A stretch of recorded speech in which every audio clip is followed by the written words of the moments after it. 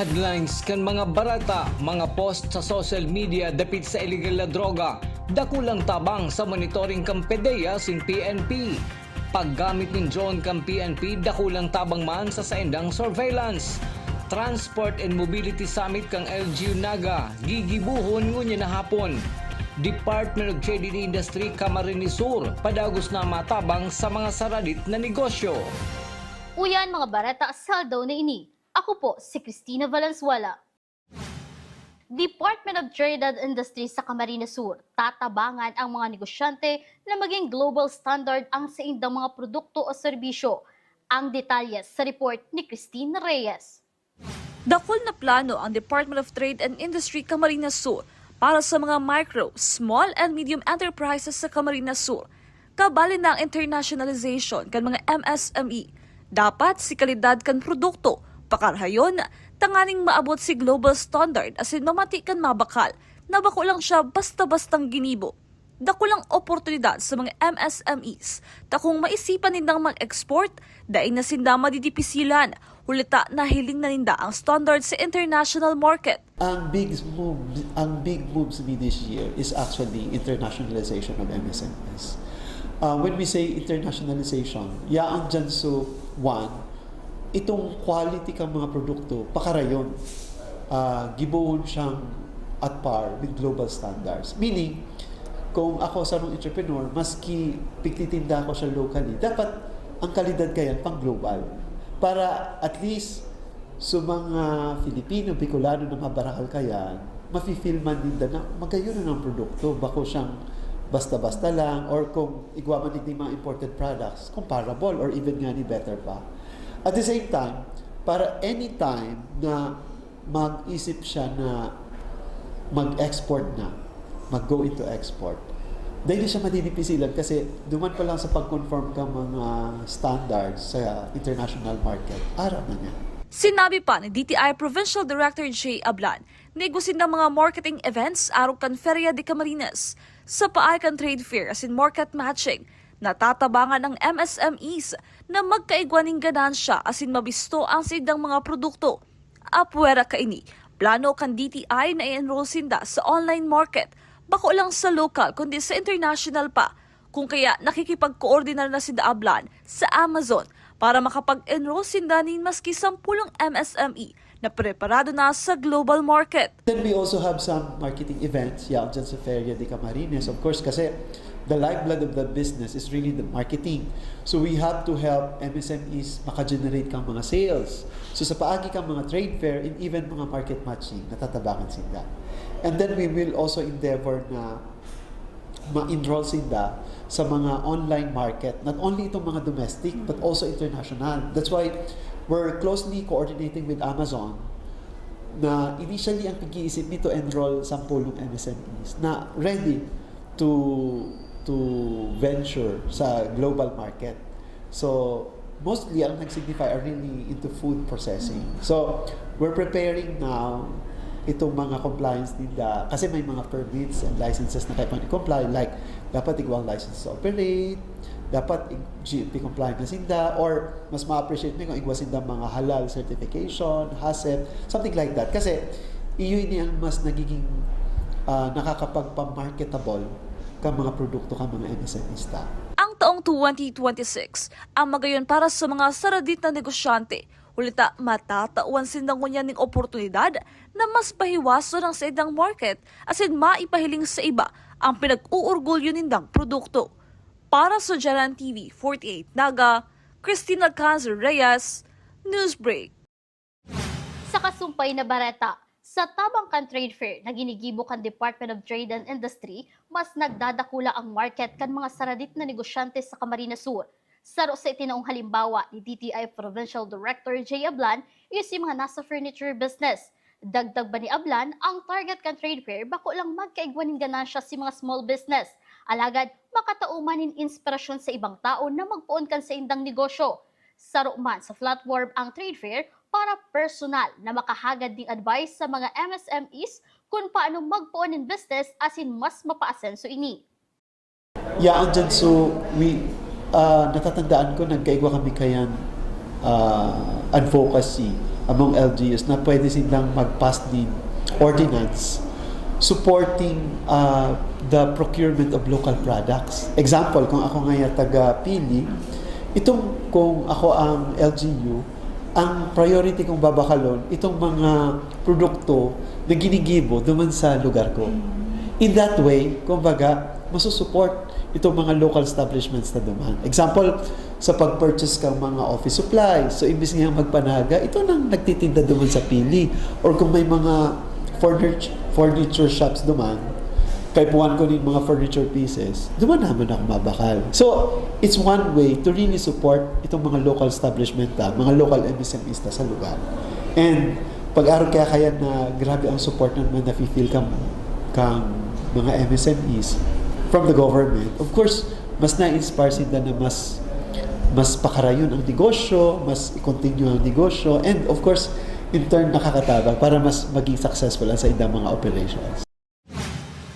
Sa iba pang bareta, nagtaon na ni warning ang DPWH as DILG sa siyudad ni Naga katakod kan road clearing operation na padagos nindang pinagigibo, alagad na utruman lang.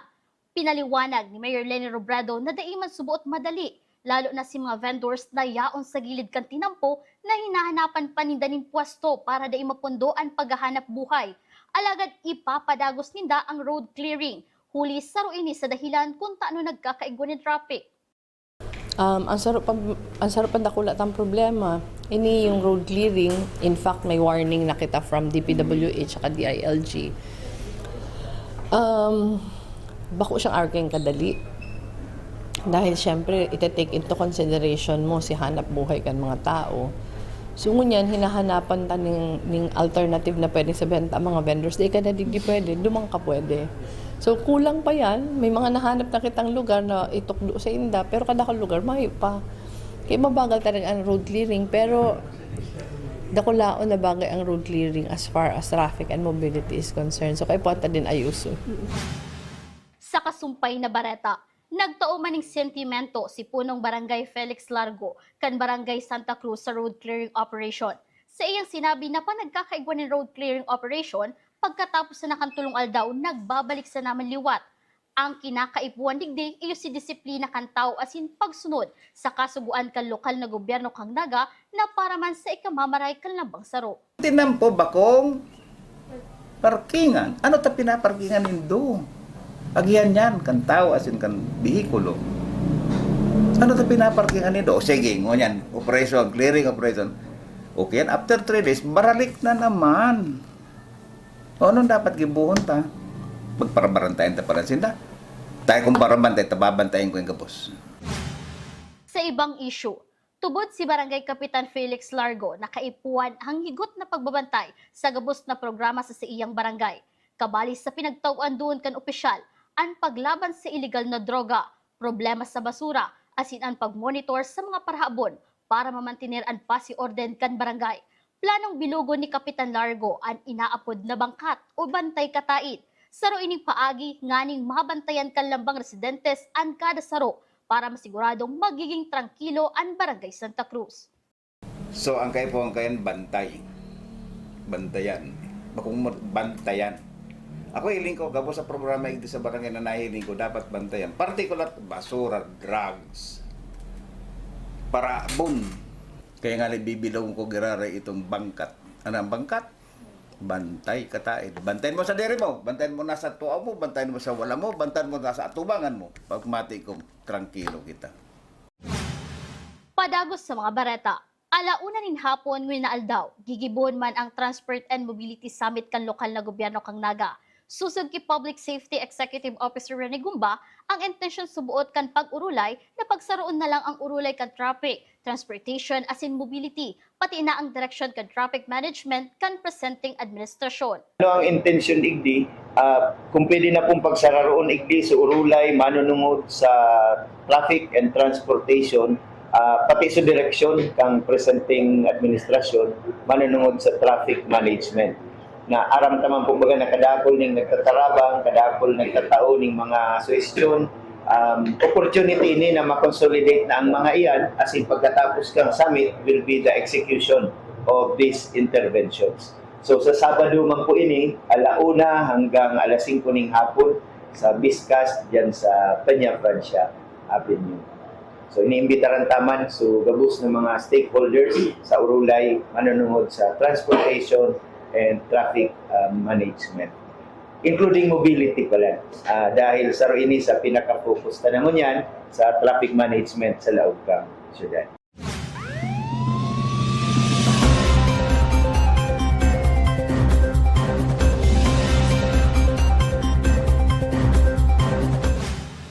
Sa police report, mga post sa social media kabali sa pinagmomonitor kan PDEA para maaraman kung ansarong barangay asin banwaan grabe ang illegal na transaksyon sa droga.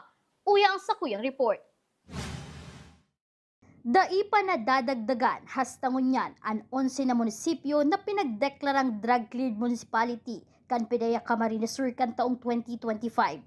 Inihulit na mas istrikto ngayon na taon ang ahensya pag-abot sa pag-monitor kan mga parameters para sa drug clearing operation kang sarong barangay asin munisipyo. Urog na tadakol na report sa social media sa paagi kang mga post asin comments kan publiko ang namomonitor kan PDEA na may mga drug personalities pagiraray na dai nagpupundo sa paggamit ng illegal na droga dawa pinagdeklara na ining drug cleared. 11 pa rin, wala pa kay nadagdag. Kasi sa ngunyan, bali nag-stricto po kita duman sa pagmo-monitor and sa mga parameters kang pagdideklara kan mga barangay as in munisipyo para padeliberate tasinda for barangay or municipal drug clearing. Kasi sa ngunyan, kadakol kitang namamati sa social media na drug lord na sa barangay is igwa pa rin. Sigod kay Investigative Agent 5 Adrian Fajardo, babalikan kan PDEA Camarines Sur ang mga barangay na dati nang nadeklarang drug cleared para magsagibo ng pre-validation. Magiging katabang kan ahensya ang Naga City Police Office asin Camarines Sur Police Provincial Office para determinaran kung apektado na naman ini kan illegal na droga. Tinawan doon ni Agent Fajardo na dawa drug cleared na ang sarong lugar. Daibuot sabihon na pupunduhan na kan PDEA asin PNP ang pag-monitor. Babalikan ta po ini na mga barangay na ini sa tabang kan PNP, kan Kamsor Police Provincial Office, kan Naga City Police Office. Susuyuron ta po ini mga barangay na lalo na po itong mga previous na declared as a drug cleared barangay kasi iyo po inang pigsamantala kan mga drug personality na laugon sa paghuhunan ninda na drug cleared na ini dahil na po pigmo-monitor kan PDEA kanyan police. So babalikan ta po ini, magkakandak po kita kay revalidation kung talagang still unaffected pa ini mga barangay nini. Kung affected naman po, may proseso po dyan. Base po duman sa DDB-Reg number 4, series of 2021, mayroon pong intervention na gagawin para masiguro po natin. Para sa GNN TV 38 Naga, Cristina Valenzuela, Newsbreak. Sa syudad ng Naga, ang Barangay Peña Francia asin Barangay San Felipe ang mas higot na binabantayan ngunyan kan Police Station 3 pag-abot sa involvement kan mga drug personalities sa illegal na droga kumpara sa ibang barangay na sakop kan Police Station number 3. Alagad kung pagbabasehan ang assessment kan Police Station 3 kan nakalis na taon, bako nang arog kan dati na bulto-bultong illegal na droga ang nakukumpiskar kan PNP Naga sa mga drug bypass operation sa Sagrada Familia. Susod kay Police Captain Anthony Bueza, dahil naman direktang binabagsak sa Sagrada Familia ang milyones pesos na kantidad ng droga. Alagad dahil man giraray mapunduan PNP na maglansar ng mga anti-illegal drug bypass operation.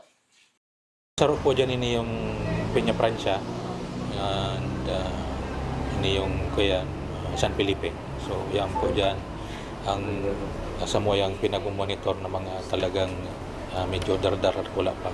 So although si ibang mga barangay medyo gadigid lang pero still dahil man po gara-recommend ko puno sa moyang pag-conduct ng mga illegal drugs operation.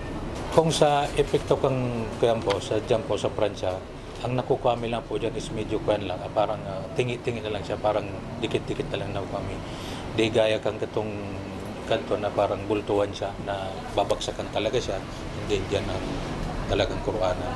So siguro po, base lang po sa kuyan, sa mga assessment na mayo na siya itong talagang digdi na iuhulog itong dyan sa isla mismo, itong mga nag-worth millions.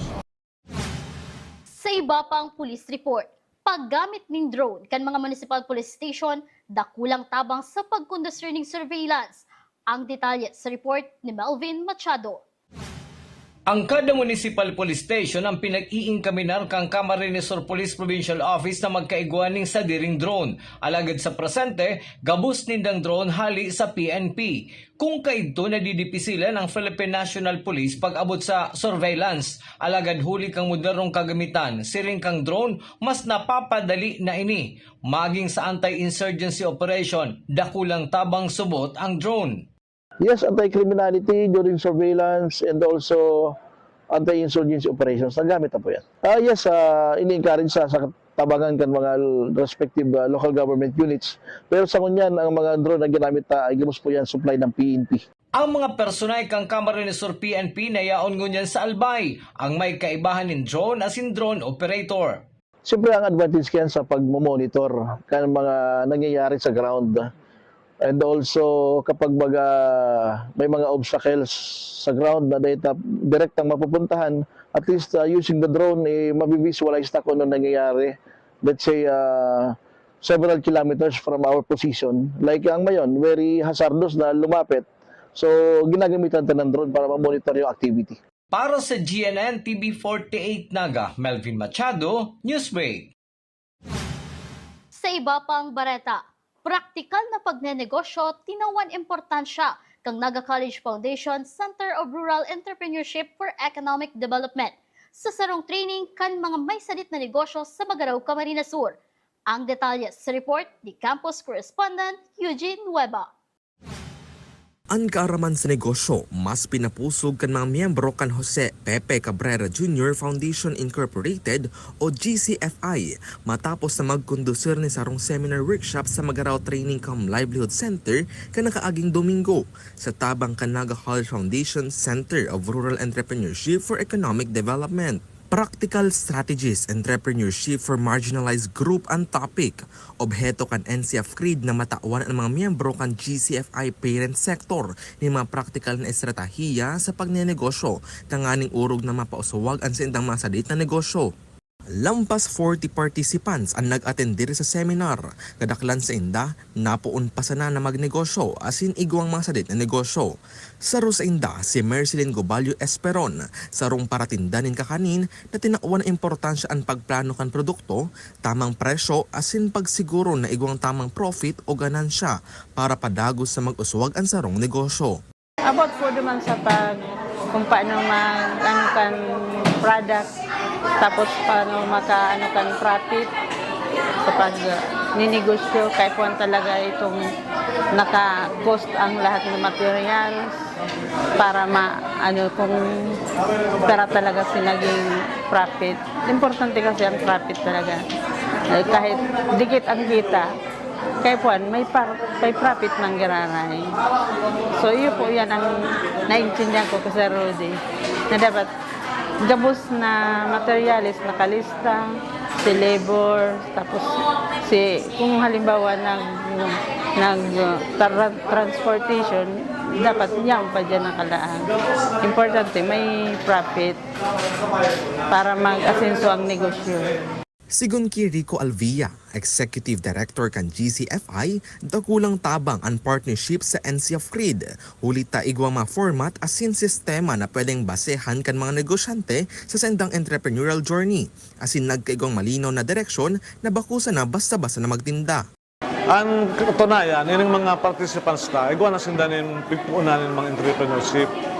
Pero, kumbaga, sabi ko yan, sa paggitara baga, ito lang, dahil sinda nag-adal ng mga chords, itong uwido lang, igwa man sinda ang simbag sa mapabakal, sa halin raw material, paano gigibuhon, ito yung ginibo nila.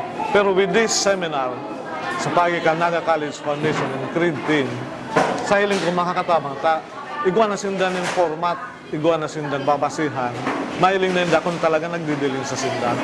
So dako lang bagay ini, ang pigihiling mi, kung magtubod sinda digdi, maaarog man sinda kan ibang mga asinsado naman mo yan, aron kan J. Emmanuel, Oh. Ito mga paratindang tinuktok, igwa man kita kanto digdi na mas matitibay pa. So hopefully, sa pagikan yung mga seminar, matabangan ng mga lurang. Ang NCF Creed, bakulang nagtaoning kaaraman kundi nagbukas man paglaom sa mga saradit na negosyante na maging pusog asin magtalubo ang sindang kabuhayan. Para sa GNN TV48 Naga, Eugene Nueva, Newsbreak. Yan ang mga bidang baratang nakalap kan mas pinuksog na puwersa kan GNN TV48 Naga News and Bicol Affairs. Day malingap na i-follow ang samuyang official Facebook page, GNN TV48 Naga. Padagos kaming mahatod din mga baretang garantisadong nangingenot asin napapanahon. I-hit and subscribe button sa samuyang official YouTube channel, GNN TV48 Naga, para updated kita sa mga bareta asin istoryang bidaan Bicolano. Maski aldaw ni Sabado. Ako po, si Cristina Valenzuela. Asin ini ang GNN TV48 Naga Newsbreak Weekend. The digital age is here. They warn us of a cold, efficient world where the human touch is lost to automation. But we refuse to accept that choice. At Naga College Foundation, we believe the best future is one led by heart. We equip you with the skills you need to thrive. From our dynamic programs in finance and business, to the hands-on fields of IT and engineering, through our vital health sciences, our justice programs in criminology, and the crucial roles of education in the arts, we cover the entire spectrum of tomorrow's workforce. Here, you don't just become future ready, you become a worker with empathy, a leader who understands that technology must serve humanity. Choose the college that prepares you not just for the job, but for the world. The future is here at NCF. Enroll at Naga College Foundation. Let us build a brighter, kinder tomorrow.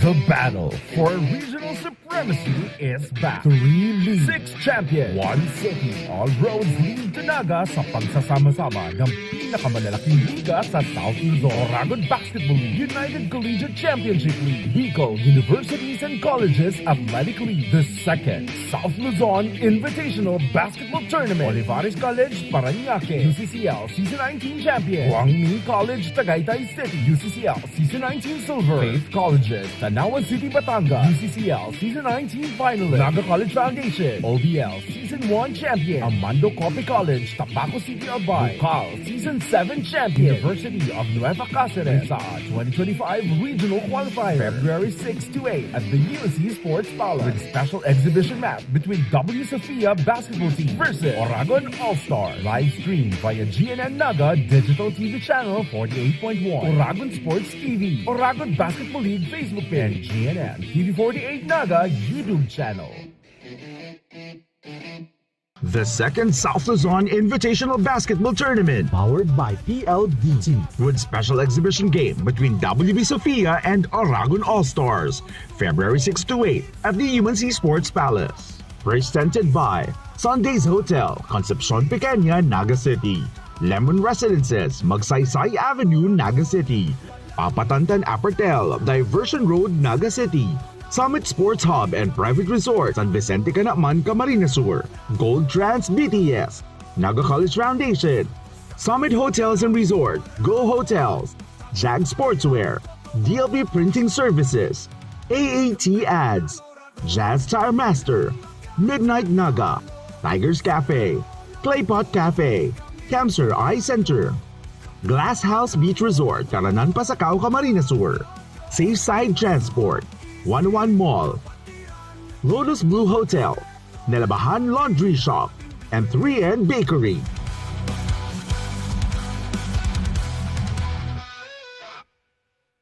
Seeing clearly shouldn't mean traveling far from home. At Camsur Eye Center, world-class care is right here in the heart of Rinconada and the Bicol region. With advanced diagnostic tools, ophthalmology specialists, and a team that treats you like family, we bring expert eye care. From children's screenings to managing cataracts, glaucoma, and diabetic eye conditions without the need for long trips. Because your vision matters, and so does your time. Camsur Eye Center, world-class eye care just around the corner.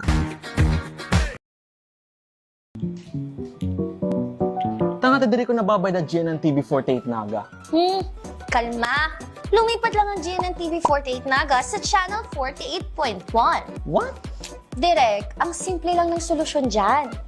Kunin ang remote, pumunta sa menu Setup o Settings, at hanapin at pindutin ang scan at hintayin. Then, boom! Balik na si GNN sa Channel 48 mo. Para sa mga balitang nangunguna at napapanahon, At sa mga programang swak sa panlasa mo. tutok lang sa GNN TV 48 Naga, Bida ang Bicolano.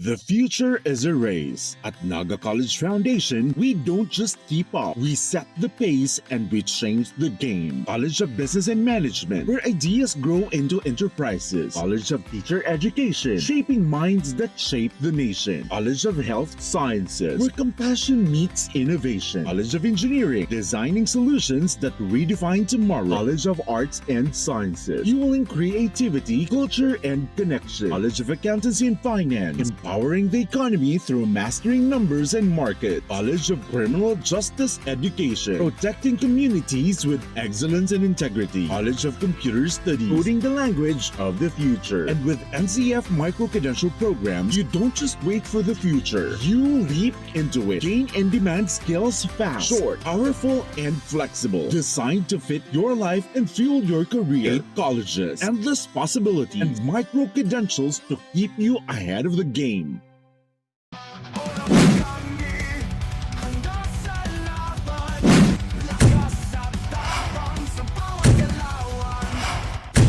Ano, morag ka?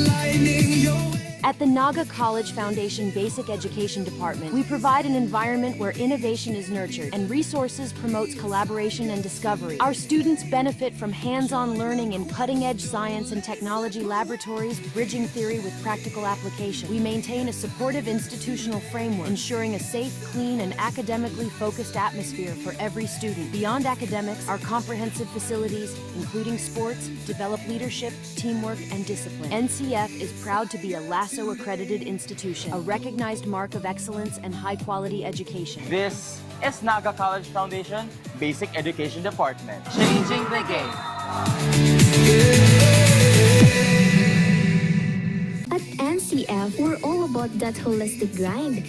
Hands-on training, real-world experience, and affordable education that gets you industry ready. Shoot to edit, dito from concept to screenwriting. From shooting to editing to actual broadcasting, NCF was the first and the only school that has its own operational television and radio stations. No boring stuff, just real skills for the real world. Jika na ba?